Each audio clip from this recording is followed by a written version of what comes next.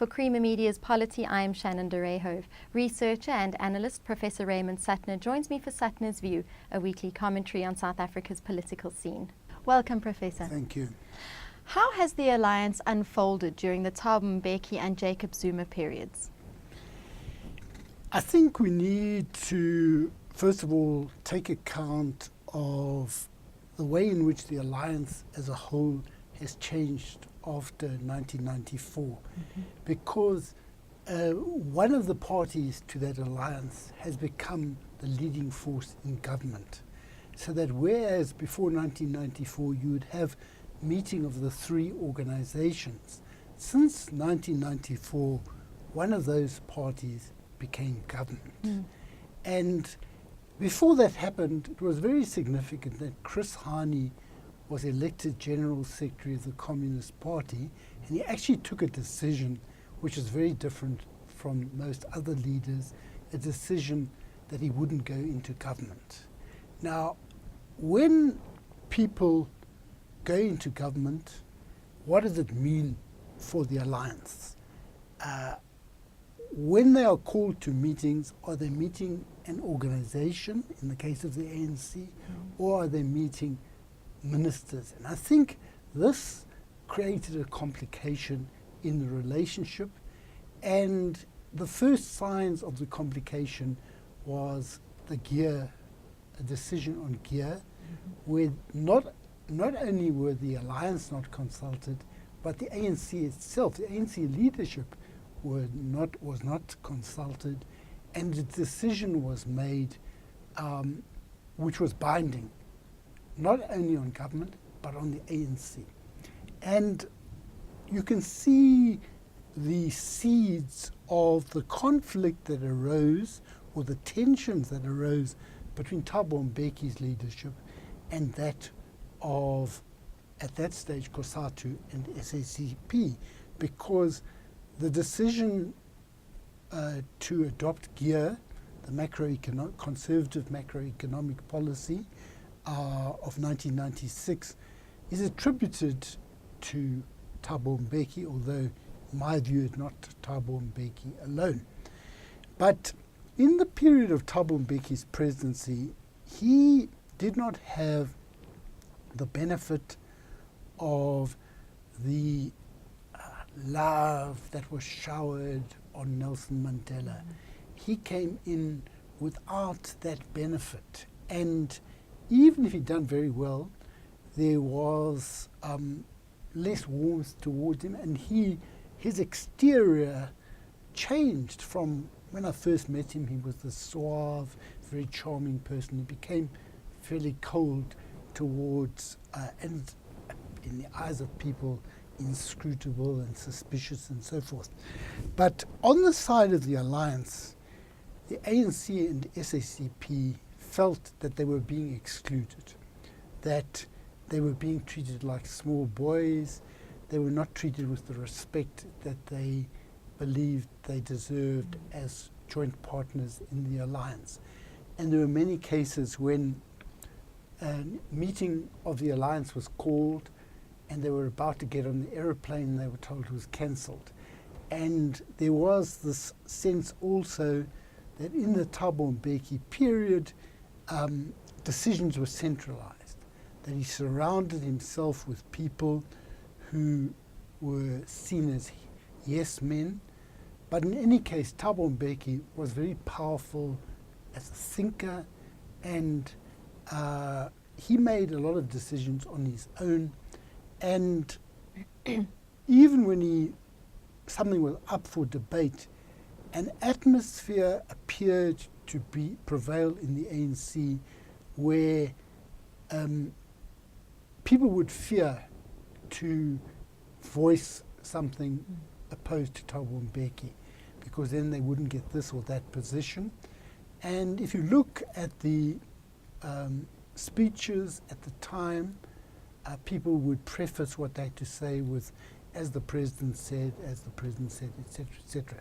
So there was this sense of unhappiness, but there's also a question of people who had been in the inside who found themselves on the outside.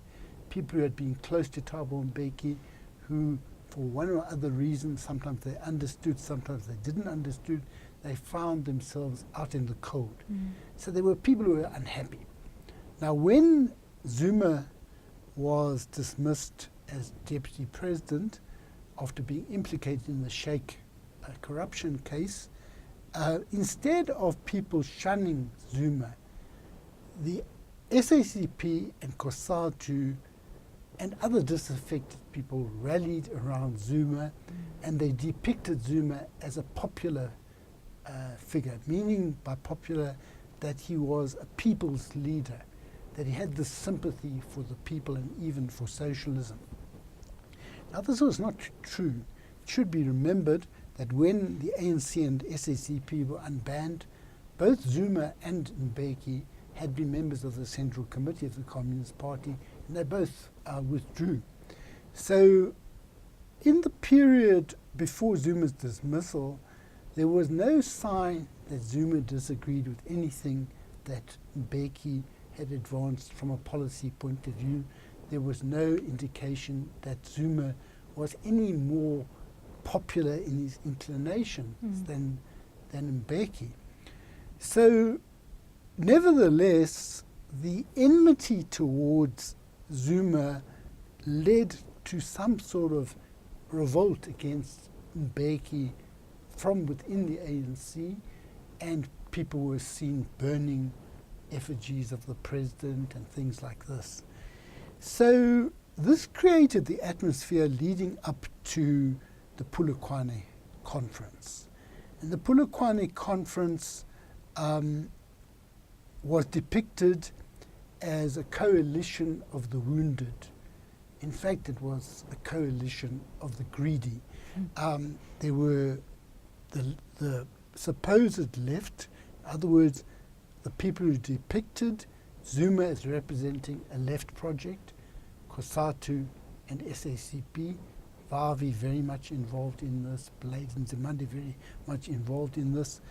But then there were a number of disreputable characters, sections of business, some of whom may have been reputable, but there were also sections of business who were disreputable, and people from the underworld who we've seen make their appearance over the Zuma era. So when Zuma rose to power, it was not a political project. It was really a range of people who felt that they were dissatisfied with what was going on, with what they had gained or not gained under Thabo Mbeki, and they thought they would benefit in the Zuma period. And what we've seen in the Zuma period is not a change of policy towards a more transformational presidency, but what we've seen is in fact absorption of the leadership of the Communist Party and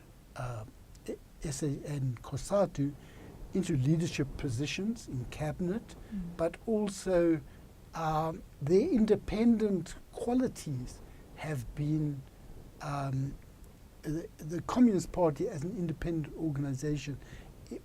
It has got ideas which are different from the ANC, but they devote most of their attention to defending Zuma, to making sure that Zuma does not pay for Nkandla, to make Zuma, to defend Zuma from all sorts of irregularities. Now, I don't know what that has to do with socialism. Now, in the case of COSATU, you have seen the development of a split. We should understand, however, that COSATU has changed as an organization.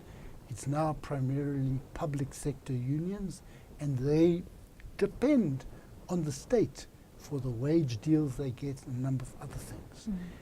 Also, COSATU has become much more bureaucratized in the last 20 years or so, whereby people expect when they get into leadership to get certain perks.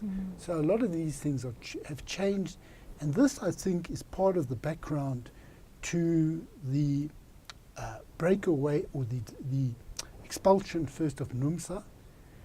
NUMSA disagrees with the Zuma project, but Personally, I'm not in agreement with the reasons why they do it, why they disagree.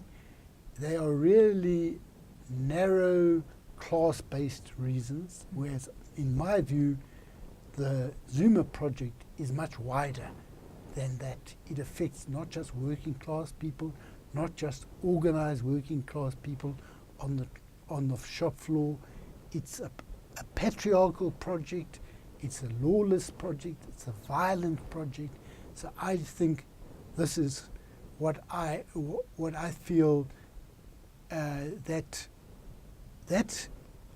fact that I disagree with Zuma doesn't mean I must join up with that project.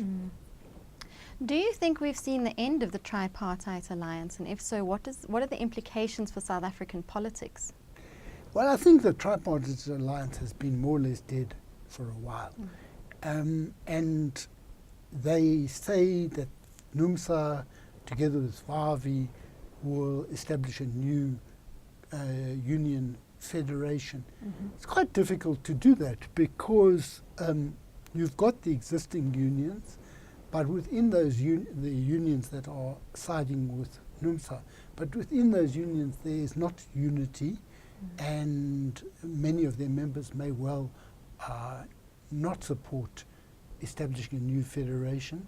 On the other hand, some of the people who've stayed in COSATU may support this new federation. So it's hard to say, but the prospects of a new, viable, lively federation that looks after the interests of workers and also is part of a vibrant alliance. The alliance, reviving the alliance, creating a federation may be feasible as a working class trade union operation, but reviving the alliance seems very unlikely. Well, we'll watch the space. Thank you. Thank you very much. That was Professor Raymond Suttner speaking to Creamer Media's Polity about the collapse of the alliance.